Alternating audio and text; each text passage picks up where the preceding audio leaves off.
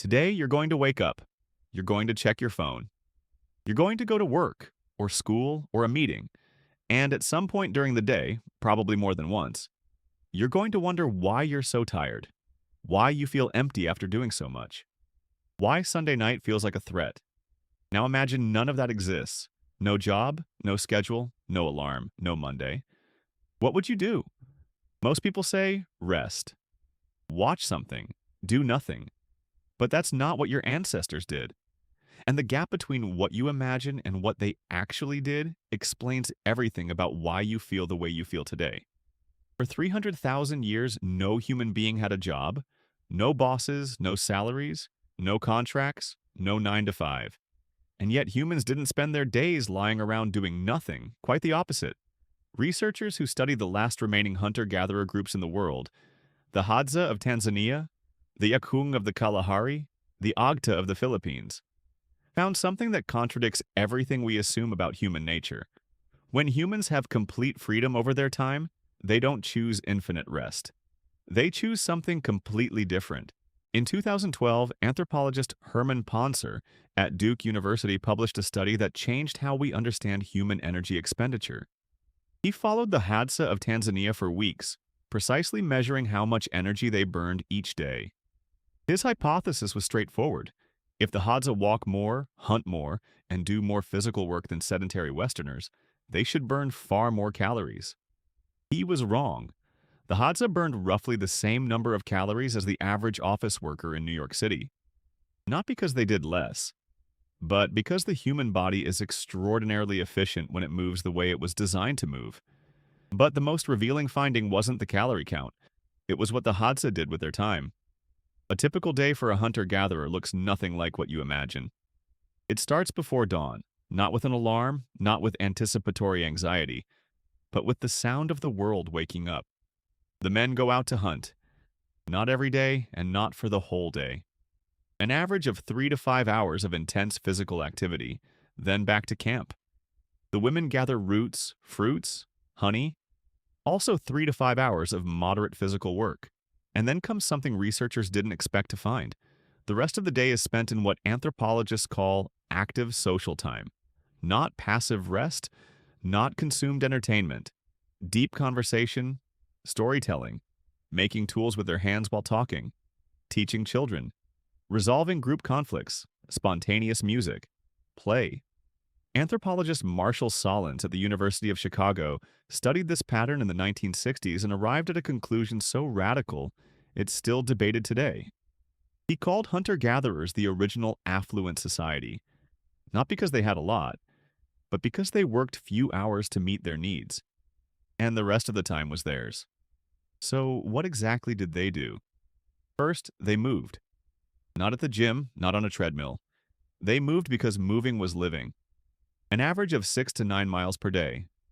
Not as exercise, but as existence. Movement wasn't separate from life. It was life itself. Second, they connected. Studies of hunter-gatherer groups show that between 40 and 60% of non-subsistence time was spent in direct, face-to-face social interaction. Not mediated by screens, not through messages. Physical presence, contact, conversation. Third, they created cave paintings, primitive musical instruments, bone carvings, shell jewelry. Archaeologists have found evidence of human artistic expression dating back more than 70,000 years. Humans didn't create because they had spare time. They created because creating was a need as fundamental as eating. Fourth, they learned. Not in classrooms, not from textbooks. They learned by watching, imitating, failing. Knowledge was passed from generation to generation through stories. And those stories were told every night around the fire. Neuroscientist Andrew Huberman has documented that the specific light pattern of a campfire, flickering, irregular, warm, produces a specific neurological state in the human brain that facilitates the integration of experience and the consolidation of learning. In other words, nights around the fire weren't entertainment. They were humanity's oldest classroom. Here's where the story gets dark, because everything we just described, integrated movement, deep connection, creation, narrative learning, didn't disappear overnight. It was replaced. First by agriculture roughly 10,000 years ago. Work became repetitive, sedentary, tied to one place. Hours increased, variety disappeared. Then by industrialization just 200 years ago. Work became mechanical, clock-timed, separated from home. The body was reduced to a component in the productive process. And finally, by the digital economy just decades ago. Work invaded every corner of time. Notifications eliminated the spaces between tasks. Constant connectivity destroyed the boundary between work and rest.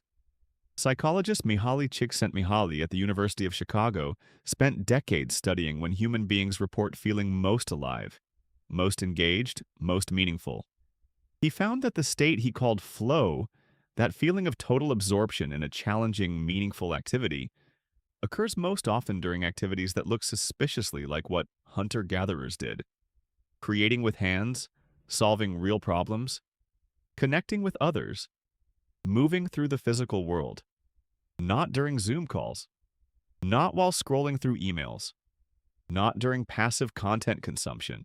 Rates of depression in the Western world began rising steadily in the second half of the 20th century. So did rates of anxiety. So did rates of severe loneliness. So did rates of what researchers call meaningless work, people who report not understanding the purpose of their own job. A 2023 Gallup survey covering 160 countries found that only 23% of workers worldwide feel engaged with their work. The remaining 77% are somewhere between disengaged and actively burned out. This is not a motivation crisis.